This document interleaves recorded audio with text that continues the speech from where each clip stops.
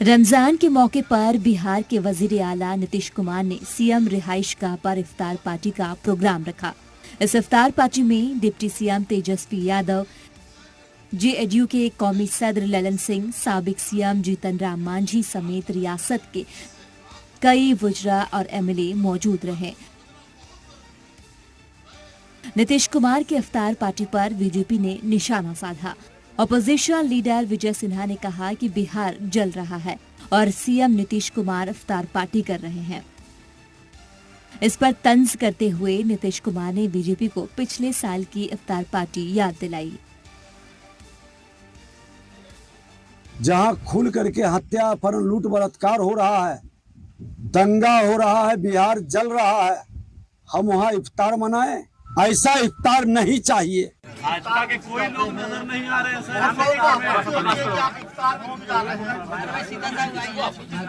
BJP वाले को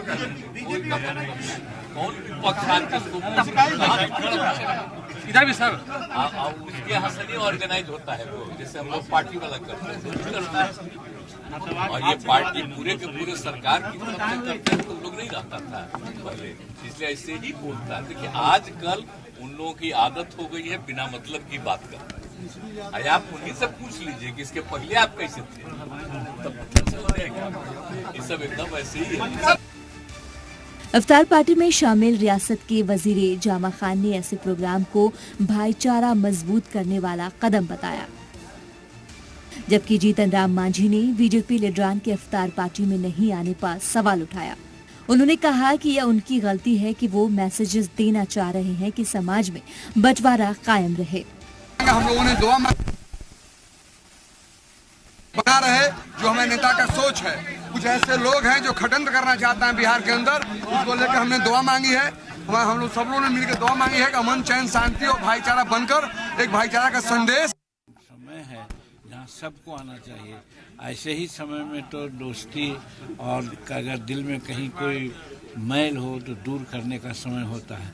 अगर यदि कोई नहीं आए हैं तो मैं समझता हूँ कि उनकी गलती है और न आकर के एक मैसेज देना चाह रहे हैं कि समाज में बंटवारा हो, समाज में कुछ दूसरे ढंग की राजनीति हो, जो कि न बिहार के लिए और न देश के लिए फायदेमंद होगा।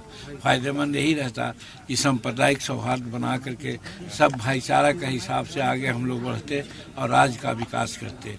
तो इस माने में जो न आए हैं उन्होंने गलती की है।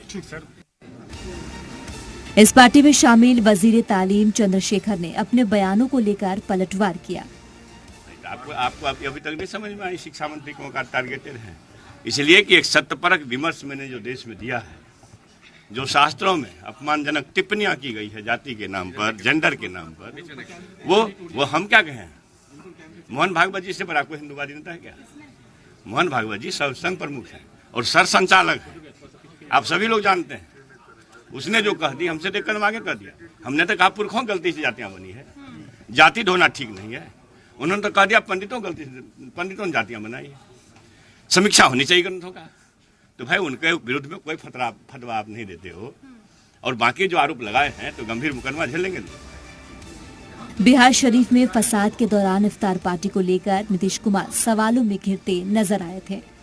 हालांकि उनके घर पर हुए इफ्तार पार्टी में बीजेपी को छोड़कर तकरीबन सभी जमात के लीडरान शामिल हुए। अब निगाहें इतवार को होने वाले आरजेडी के इफ्तार पार्टी पर है, जहां सीएम नीतीश कुमार और डिप्टी सीएम तेजस्वी यादव के अलावा साथी जमात के कौन कौन लीडर शामिल होते हैं। ब्यूरो रिपोर्ट, जी मीडिया।